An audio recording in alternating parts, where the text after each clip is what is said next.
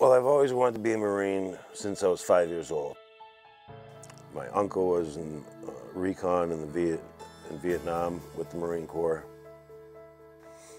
Then my brother ended up joining the Marine Corps in 1988, and he went to the Gulf War. And I enlisted shortly after, in 1992, after I graduated from high school. And I was ready for it.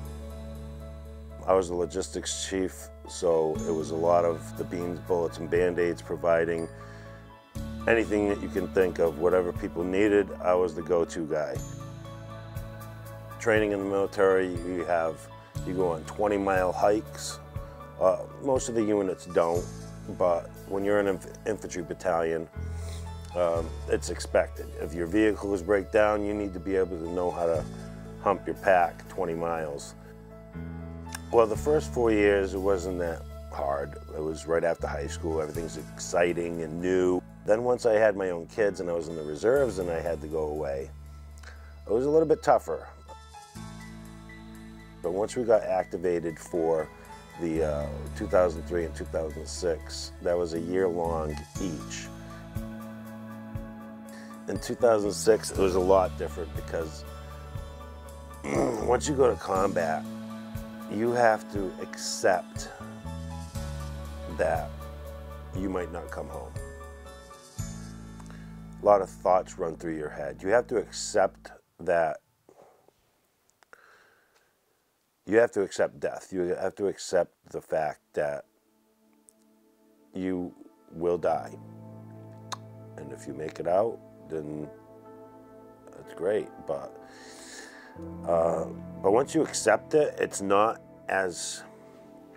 still tough. But once you accept it, it's a lot better than not accepting it, because then you can't get your job done. You can't get the mission done the way you're supposed to. From active duty, my first 4 years before my children were born, before I was married, I had gone into the reserves and I was working my civilian employment. And again, swinging water bottles around all day. I'd get a back strain or sprain here and there. And I was, fit for duty. I felt good. There was nothing wrong with it. But you're so busy and worried about your family back home and the combat operations that you kind of neglect yourself. It was a series of events that led up to a climatic event.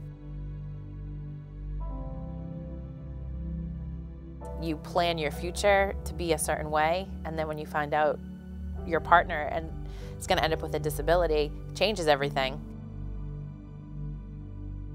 Because he was unable to work, and he was unable to do things that he did before, and there was a level of chronic pain that we had to deal with, which, if anyone's ever had a really bad headache, knows your personality can change a little bit.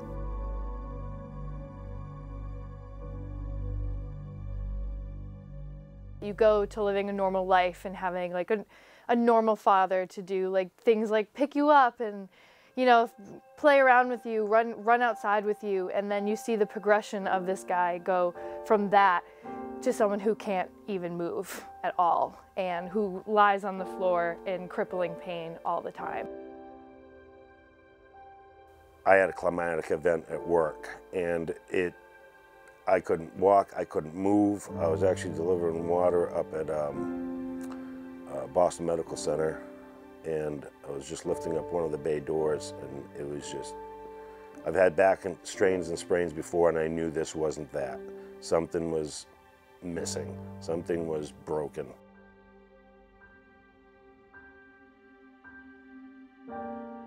So the other neurosurgeon I went to go see at Norwood Hospital suggested I did this 6-month program where it has an array of different therapies all included in this 6-month package. And I said, well, this is crazy. I've already done all that with my other neurosurgeon. I said, what is the next scenario if that therapy doesn't work? What's the next step? He said, well, we'll do a discogram. I said, well, why don't we do the discogram first? And then if you don't see anything on that, then I'll do the 6-month therapy.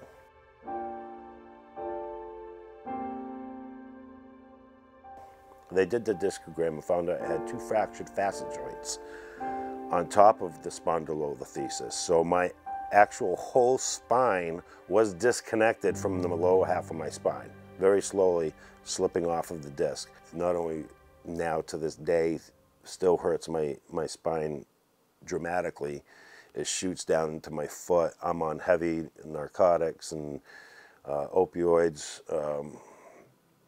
which help.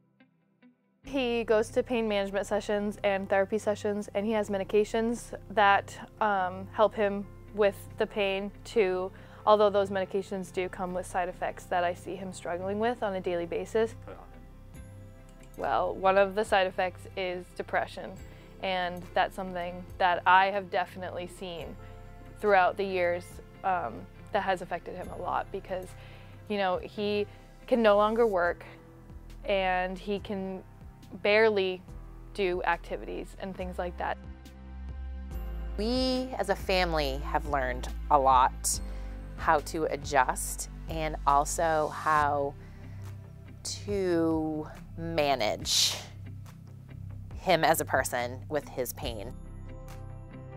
And I can still walk and live a fruitful life. Dealing with the pain though, again, you just get accustomed to pain, and you're gonna have your days that are really, really bad, and you're gonna have some days where you feel really good. And my children have helped me as well. My oldest daughter set up alarms on my phone so I don't miss any of my times to take my pills.